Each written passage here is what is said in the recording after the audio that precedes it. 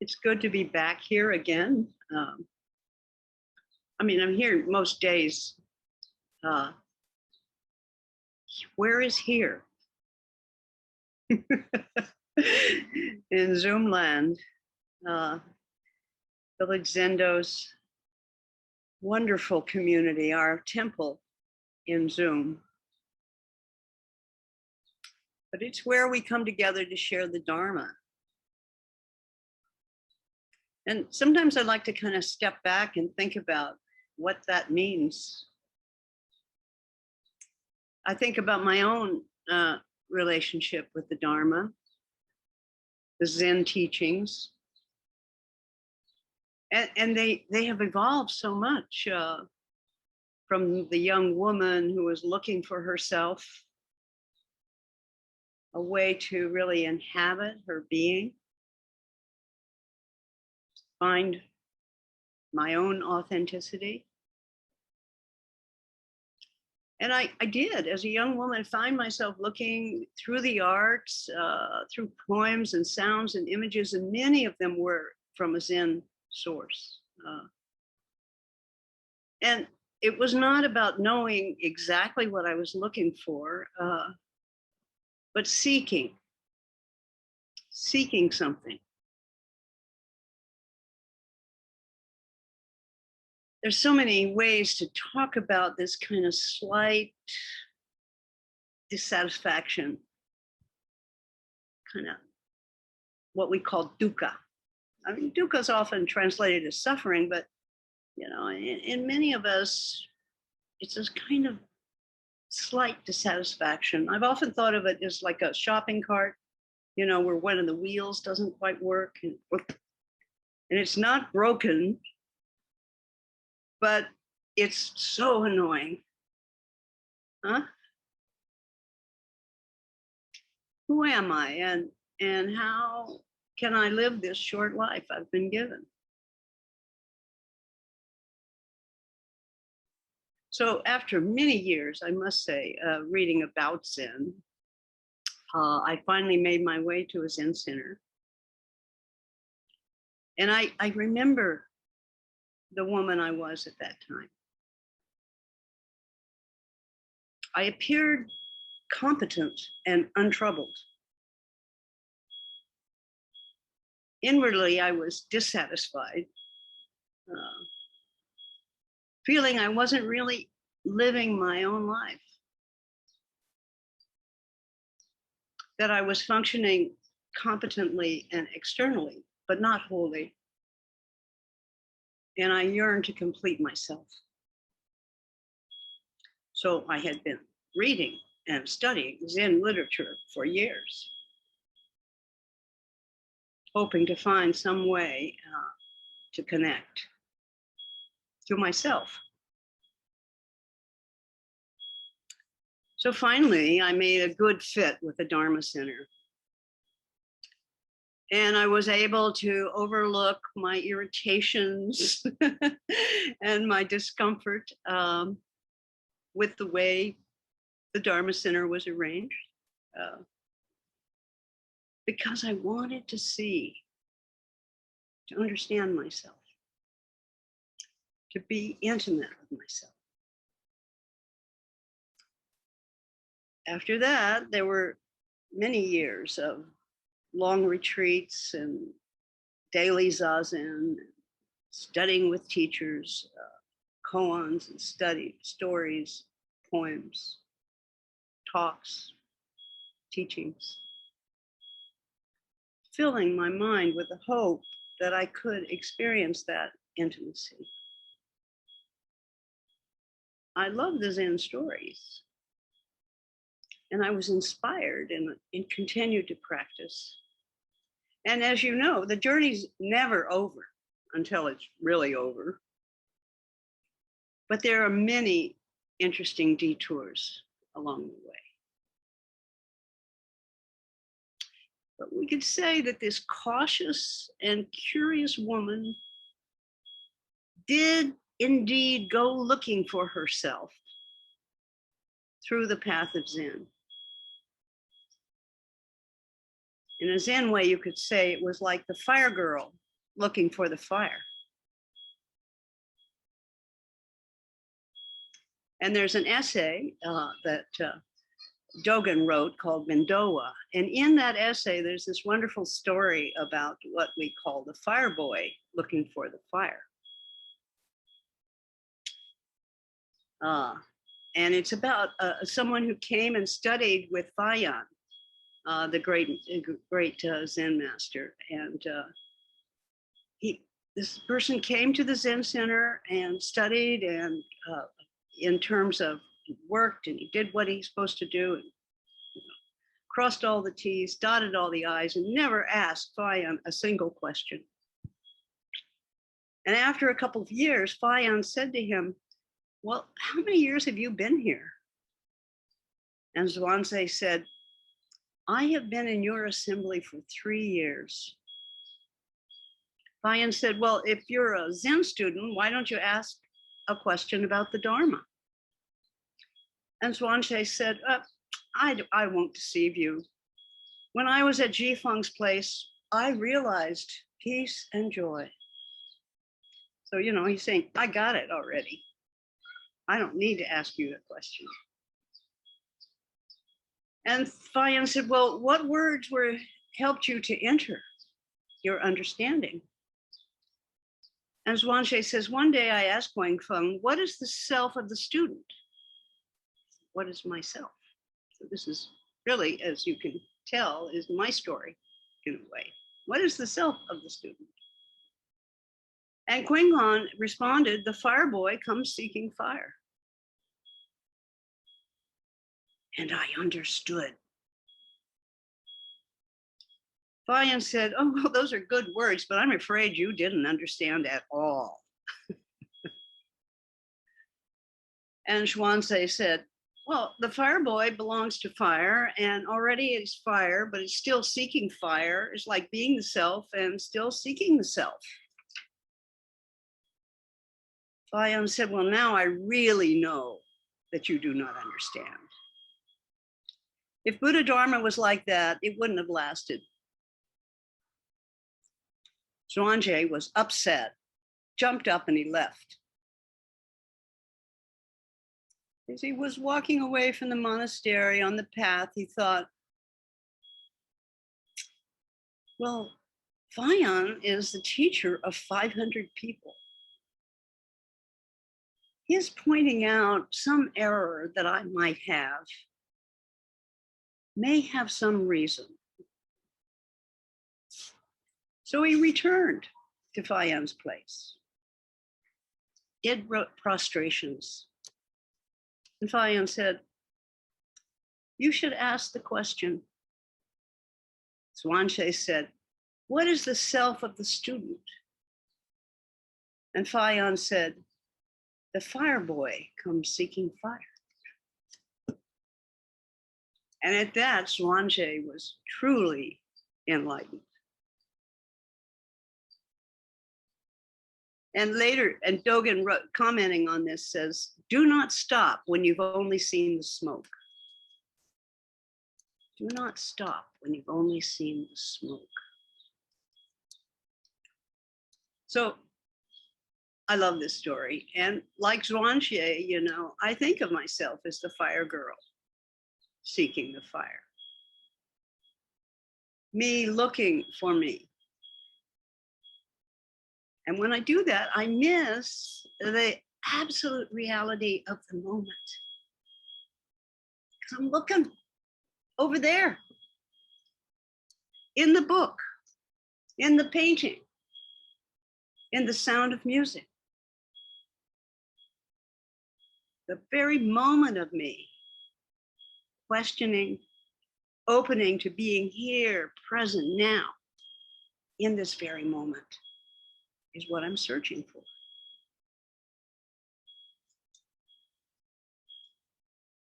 Because I'm lost in my idea of enlightenment, my idea of me, of true self, caught in this swarm of words and ideas about Zen, about life, about yes, about no. I just love Fayan's gentle teaching. Just look carefully at this moment and realize that the idea and the theory, the opinions are not the thing itself. They're all just narration. You seeking yourself. You know, Fayan was a brilliant teacher, very subtle. And he used that same technique many times when you look at the koans that have been handed down to us from attributed to Fayan. Stopping a student's wild theorizing on a phrase and bringing the student right back through that same phrase to this very moment, this experience of reality. So a koan that we're studying in the path of practice, the path of koan this month is also deals with Fayan. And those of you who are studying this koan for the month know that there's a student by the name of Jushan who thinks he understands the teachings and he tries to imitate his master. So it begins with this wonderful poem, one of the most famous poems in Zen that was written by the third ancestor, Faith in Mind. And it reads, attaining the way is not difficult, just avoid picking and choosing. If you have neither aversion nor desire, you'll thoroughly understand a hair's breadth difference is the gap between heaven and earth. A hair's breadth difference. We could say there's a tiny microscopic difference between who we think we are and who we are when we realize ourselves. So in this koan, Fayan asks Wushan, a hair's breadth difference is as a distance between heaven and earth. How do you understand that? So Wushan repeats the phrase, saying, a hair's breadth difference is as the distance between heaven and earth. Fayan says, well, how do you really understand that? How can you get it this way? Wushan says, well, I'm just like that. I'm just thus. How about you? Fayan says, a hair's breadth difference is the distance between heaven and earth. Just repeat and repeating. You know, sometimes when I work on koans, I don't get it at all. I mean, I'll read it over and over again, and in our practice, we try to memorize the koan so that we can carry it with us. You know, when we're looking for our glasses and when we're walking down the street, we have the opportunity to allow the koan to come back up. But suddenly, you know, I don't get it, and then suddenly it hits me. It's when I stop clinging to the words and allow the mind, my heart, to take in what's happening in the koan, what's going on. And in this one, I see how Fayan is trying so hard to press Wushan to recognize his own true nature, to experience for himself the insight, not the lines of the poem, but the insight that is only a hair's breadth difference from the lines of the poem. So he does it. How do he do that? He repeats again and again. He asks Jushan, and Jushan repeats the line and says, how do you understand that? Pressing in. Finally, Jushan gives up and says, well, that's all I can understand. What about you? And And Fayan uses that same technique he did with the fire boy. He says, a hair's breadth difference is as the distance between heaven and earth. And it's true, isn't it? Just a hair's breadth difference. Like the fire girl looking for the fire. Words confuse. They lead us into a muddy place. I began my Zen practice with enthusiastic intention to understand, to be enlightened, to realize my true nature, to leap over this hair's breadth difference. Something always got in the way. Dogen, in another fascicle that I keep referring to because I'm studying it very deeply this year in Uji, Time Being, here's what Dogen says about mind and words. For the time being, mind arrives, but words do not.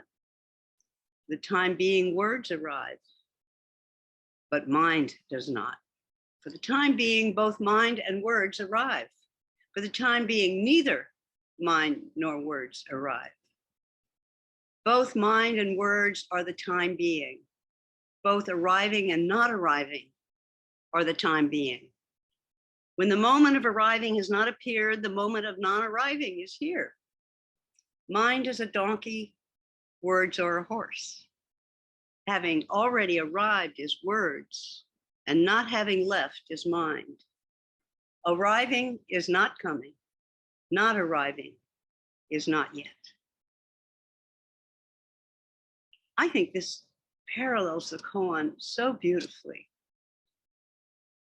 When Fayan is pressing Jushan to recognize the point of the word hair's breadth difference, the difference between talking about insight or about compassion, or in our lives about bias, about hatred, about privilege, the difference between talking about them and acting and realizing and recognizing and becoming one with them is in the acting, the difference between heaven and earth, between realization and theory. For the time being, mind arrives, but words do not. For the time being, words arrive, but mind does not. We've all been there, I think, in our Zen Buddhist practice. But in our lives, we might remember when we realized something that we couldn't articulate. We get it, but we can't say it. That's when, for the time being, mind arrives, but words do not. I get it, but I can't say it. And unfortunately, on the other hand, there are many times when words don't really match what we intend to say. We say it, but we don't get it. For the time being, words arrive, but mind does not. So Dogen is playing here with this relationship between mind and words as aspects of time. Both appreciate and participate in arriving at realization. And both participate in non-realization. This is what I love. And Dogen says, mind is a donkey, words are a horse. Our minds can be slow and stubborn like a donkey, and our words can go fast as a fine horse, slithering around meaning, creating nonsense, beautiful, even sometimes quite convincing. You know, at this time where we're living now, when so much is being revealed about the treatment of the original inhabitants of this country, of those brought in by slave ships, of those Spanish and Mexican settlers who had thriving ranches and farms and were expelled from this country, the treatment of each and every other who found their way to this country, consider what Dogen says.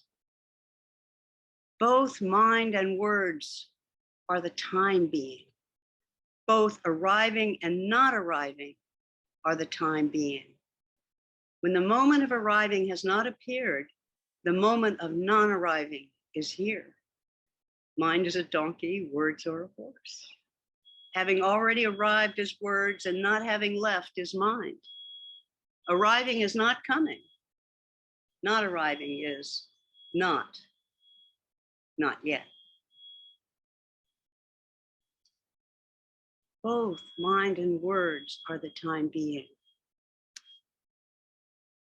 What and how we think of ourselves and our role in this moment is key to how we realize, how we recognize our own insight, our own time being, our own enlightenment, if you will. Intimacy with ourselves and intimacy with reality as it is. The hair's breadth difference surfaces when we fail to recognize our role, our responsibility to everyone, everywhere. Our responsibility. We are not separate selves. Remember what Ryokan said, the wonderful Japanese poet. Oh, that my priest's robe were wide enough to gather up all the suffering people in this floating world. So many people at this time need us to care for them. That's why we care for others. That's why we put on masks. That's why we encourage vaccines.